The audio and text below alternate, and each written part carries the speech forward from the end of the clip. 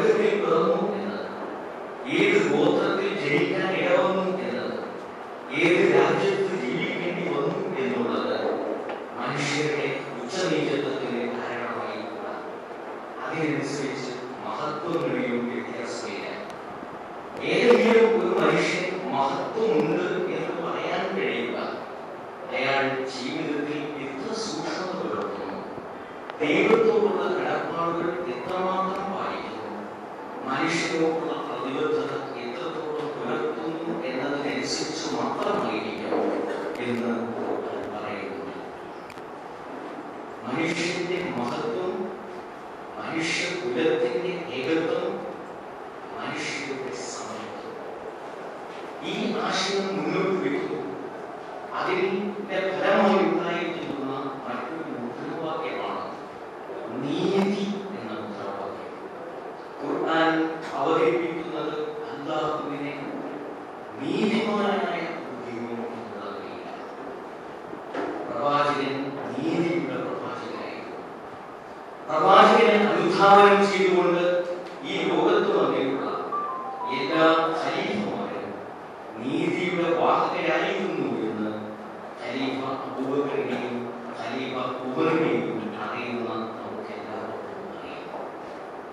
ഇതാണ് ഇഫ്താറിന്റെ സന്ദേശം എന്നുള്ളതിനെ ഞാൻ ആദ്യമായി നിങ്ങളുടെ മുമ്പാകെ വെക്കുന്നത്. മനുഷ്യന്റെ മഹത്വം, മനുഷ്യന്റെ ഏകത്വം, മനുഷ്യന്റെ സമത്വം, നീതി, എല്ലാ തലങ്ങളിലുള്ള നീതി, ഈ സന്ദേശമാണ് നിങ്ങളുടെ മുമ്പാകെ വെക്കുന്നത്. ഞാൻ വിചാരിക്കുന്നു ഈ സന്ദേശം ഈ ലോകത്തിൽ ഇത് ഏറ്റവും ആവശ്യമുള്ള സന്ദേശമാണ്. നമ്മുടേതുപോലെ ഒരു റൂറൽ സമൂഹത്തിൽ ജീവിക്കുന്ന വ്യത്യസ്ത മതവിഭാഗങ്ങളും വ്യത്യസ്ത ജാതീയ വിഭാഗങ്ങളും ജീവിക്കുന്ന ഒരു പ്രദേശത്ത് ഈ സന്ദേശങ്ങൾ ഏറെ പ്രസക്തമാണെന്ന് മനസ്സിലാക്കുന്നത് കൊണ്ടാണ് ഇന്ന് ഈ സന്ദേശം നിങ്ങളുടെ മുമ്പാകെ വെക്കുന്നത്. ജമാഅത്തെ ഇസ്ലാമി ഈ വർഷം മാത്രമല്ല ഇഫ്താർ സംഘടിപ്പിച്ചിട്ടുള്ളത്.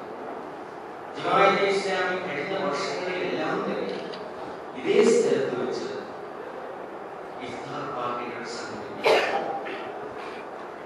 ജമാഅത്തെ ഇസ്ലാമിയെ നിങ്ങൾക്ക് എല്ലാവർക്കും പരിചയമുണ്ട്. ഇന്ത്യയിൽ ഉടനീളം പ്രവർത്തിക്കുന്ന ഒരു ചെറിയ സംഘടനയാണ് ജമാഅത്തെ ഇസ്ലാമി. ഏതാണ്ട് ഇന്ത്യയിലെ എല്ലാ സംസ്ഥാനങ്ങളിലും ജമാഅത്തെ ഇസ്ലാമിയുടെ ശാഖകളും പേരുകളുമുണ്ട്. ഏതാണ്ട് എല്ലാ സംസ്ഥാനങ്ങളിലും ജീവിതത്തായ പത്രപ്രസിദ്ധീകരണങ്ങൾ ജമാഅത്തെ ഇസ്ലാമി നടത്തിക്കൊണ്ടിരിക്കുന്നുണ്ട്. നിലനിൽക്കുന്ന എല്ലാ ഭാഷകളിലും പുസ്തകങ്ങളും ജമാഅത്തെ ഇസ്ലാമി പ്രസിദ്ധീകരിച്ച് അതുവഴി ജനങ്ങളോട് സംവദിച്ചുകൊണ്ടിരിക്കുന്നുണ്ട്. ജമാഅത്തെ ഇസ്ലാമിയുടെ പ്രവർത്തനം 3-4 തലക്കെട്ടുകളിൽ നമുക്ക് ബോധ്യപ്പെടുന്നു. ഒന്നാമത്തെ പ്രവർത്തനം അതിന്റെ അനുചരന്മാരിൽ മാത്രം നടത്തുന്ന പ്രവർത്തനമാണ്. അവരെ കൂടുതൽ ദൈവവുമായി അടുപ്പിക്കുവാൻ, അവരെ കൂടുതൽ ജനങ്ങളുമായി അടുപ്പിക്കുവാൻ ജമാഅത്ത് ശ്രദ്ധിക്കുന്നു.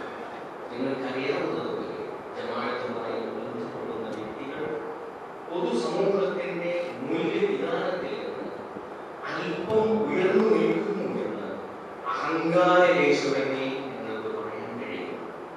ജമാഅത്തെ ഇസ്ലാമി പ്രവർത്തകർക്ക് നൽകുന്ന ഉപദേശങ്ങളിലൂടെയും നിർദ്ദേശങ്ങളിലൂടെയും അവർക്ക് നൽകുന്ന പരിശീലനങ്ങളിലൂടെയും ദൈവവുമായും ജനങ്ങളുമായും അവരെ അടുപ്പിക്കുന്നു എന്നതുകൊണ്ടാണ് അങ്ങനെ സംഭവിക്കുന്നത്. മാത്രമല്ല, ജമാഅത്തുമായി ഏതെങ്കിലും ഒരു വ്യക്തി ബന്ധപ്പെട്ട് വരുന്നുവെങ്കിൽ അയാളുടെ ഉള്ളിൽ നിന്ന് വർഗീയതയുടെ അംശലേശം പോലും ഊഴിയെടുക്കുവാനുള്ള ഒരു പദ്ധതി ജമാഅത്തെ ഇസ്ലാമിക്കുണ്ട്. അതുകൊണ്ടാണ് ജമാഅത്തെ ഇസ്ലാമിയുടെ ഏതെങ്കിലും ഒരു പ്രവർത്തനം വെച്ചാൽ അയാൾ വർഗീയവാദിയാണെന്നോ സാമുദായികവാദിയാണെന്നോ ഒരാൾക്കും പറയാൻ കഴിയാത്തത്. രണ്ടാമതായി ജമാഅത്തെ ഇസ്ലാമി കേന്ദ്രീകരിക്കുന്നത് മുസ്ലിം സമൂഹവുമായി ബന്ധപ്പെട്ട പ്രവർത്തനങ്ങളാണ്. മുസ്ലിം സമൂഹത്തെ വിദ്യാഭ്യാസപരമായി വളർത്തുക, അവരെ സാംസ്കാരികമായി ഉയർത്തിക്കൊണ്ടുവരിക, അവരിൽ സാമ്പത്തികമായ വളർച്ചയുണ്ടാക്കി സമൂഹത്തിന്റെ പൊതുവിധാനത്തിലെത്തിക്കുക, നമ്മുടെ രാജ്യത്തിന്റെ പുനർനിർമ്മാണത്തിൽ കരുത്തുറ്റ പങ്കാളിത്തം അർപ്പിക്കുവാനുള്ള പ്രാപ്തി അവർക്ക് ഉണ്ടാക്കിയെടുക്കുക എന്നുള്ളതൊക്കെ മുസ്ലിം സമൂഹത്തിൽ ജമാഅത്തെ ഇസ്ലാമിയുടെ പ്രവർത്തനത്തിന്റെ ഒരു ഭാഗമാണ്. നിങ്ങൾക്കറിയാം, ഇന്ന് മുസ്ലിങ്ങളെ സംബന്ധിച്ചുള്ള ഏറ്റവും വലിയ ആക്ഷേപം ഒരു പ്ലൂറൽ സൊസൈറ്റിയിൽ ക്രിയാത്മകമായി പോസിറ്റീവായി പെരുമാറാൻ കഴിയാത്തവരാണ് മുസ്ലിങ്ങൾ എന്നതാണ്. സമൂഹത്തിൽ എപ്പോഴും അവർ വേറിട്ട് നിൽക്കുന്നു. പക്ഷെ ജമാഅത്തെ ഇസ്ലാമി മുസ്ലിം സമൂഹത്തെ പഠിപ്പിക്കുവാൻ ഉദ്ദേശിക്കുന്നത് ഒരു പ്ലൂറൽ സമൂഹത്തിൽ പോസിറ്റീവായി ക്രിയാത്മകമായി എങ്ങനെ പെരുമാറാൻ കഴിയുമെന്നാണ്. എല്ലാ വിഭാഗം ജനങ്ങളെയും സ്നേഹിച്ചും സേവിച്ചും എല്ലാ വിഭാഗം ജനങ്ങളുടെയും സ്നേഹവും ആദരവും പിടിച്ചു വയ്ക്കുകയും നമ്മുടേതുപോലുള്ള സമൂഹത്തിൽ ജീവിക്കുവാനുള്ള ഒരു ശേഷി ഇസ്ലാമിക സമൂഹത്തിൽ ഉണ്ടാകണം എന്ന് ജമാഅത്തെ ഇസ്ലാമി ആഗ്രഹിക്കുന്നു. മുസ്ലിം സമൂഹത്തിന് ജമാഅത്ത് നൽകുന്ന പാഠം അത്തരത്തിലുള്ളതാണെന്ന് നമുക്കറിയാം. മൂന്നാമതായി ജമാഅത്തെ ഇസ്ലാമി കേന്ദ്രീകരിക്കുന്ന പ്രവർത്തനം രാജ്യത്തിന്റെ എല്ലാ ജനവിഭാഗങ്ങളുമായി ബന്ധപ്പെട്ട പ്രവർത്തനം. ആ പ്രവർത്തനത്തെയും നമുക്ക് നാലായി വേർതിരിക്കാം. ഒന്നാമതായി സൗഹാർദ്ദത്തിന് വേണ്ടിയുള്ള പ്രവർത്തനമാണ്. എല്ലാ വിഭാഗം ജനങ്ങളുമായി ഞങ്ങൾക്ക് അടുത്ത ബന്ധമുണ്ട്. കേരളത്തിലെ മിക്കവാറും എല്ലാ ക്രൈസ്തവ പുരോഹിതന്മാരുമായി ഞങ്ങളുടെ പ്രവർത്തനത്തിൽ ചങ്ങാത്തമുണ്ട്. സ്വാമിമാരുമായി ഹൈന്ദവ സന്യാസിമാരുമായി ഞങ്ങൾ അടുത്ത് അടുക്കാറുണ്ട്. ചില സന്ദർഭങ്ങളിൽ ഞങ്ങൾ ഭൂമിയിൽ സമൂഹത്തെ ഏറ്റവും ശരിയായ ദിശയിലേക്ക് നയിക്കുന്നതിൽ നമുക്ക് കൂട്ടായി എന്ത് ചെയ്യാൻ കഴിയും. ചില സന്ദർഭങ്ങളിൽ പരസ്യമായ സംവാദങ്ങളിൽ ഏർപ്പെടും. പക്ഷേ ആ സംവാദം വാദിക്കാനും ജയിക്കാനുമുള്ള സംവാദങ്ങളല്ല, മറിച്ച് അറിയാനും അറിയിക്കാനും മാത്രമുള്ള സംവാദങ്ങൾ.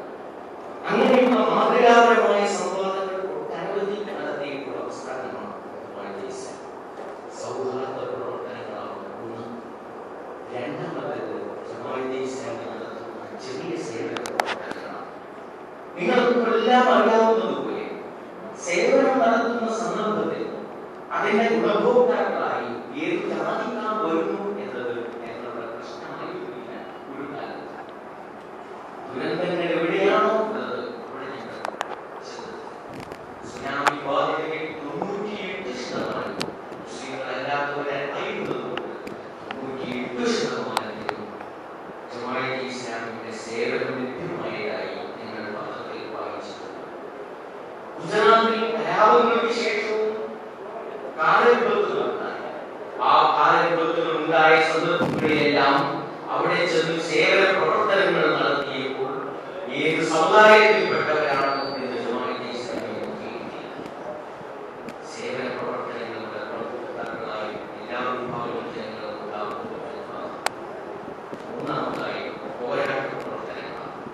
എല്ലാ വിഭാഗം ജനങ്ങളും ആദിവാസികളും ആരാണെങ്കിലും പീഡിപ്പിക്കപ്പെടുന്ന എല്ലാ വിഭാഗം ജനങ്ങൾക്കും വേണ്ടിയുള്ള പോരാട്ട പ്രവർത്തനങ്ങളിൽ താൽപര്യകക്ഷികളും വർഗീയവാദികളും ഈ നിയമങ്ങൾ കൈയാളുന്ന സന്ദർഭത്തിൽ സമൂഹത്തിൽ ധ്രുവീകരണം ഉണ്ടാക്കുവാൻ സഹായകമായിട്ടുള്ള പല സാധ്യതകളും ഉണ്ടാകാൻ സാധ്യതയുണ്ട്. അതുകൊണ്ട് തന്നെ നിയമ നിർമ്മാണ രംഗത്തുള്ളവരും നീതി പാലന രംഗത്തുള്ളവരും നിയമപാലന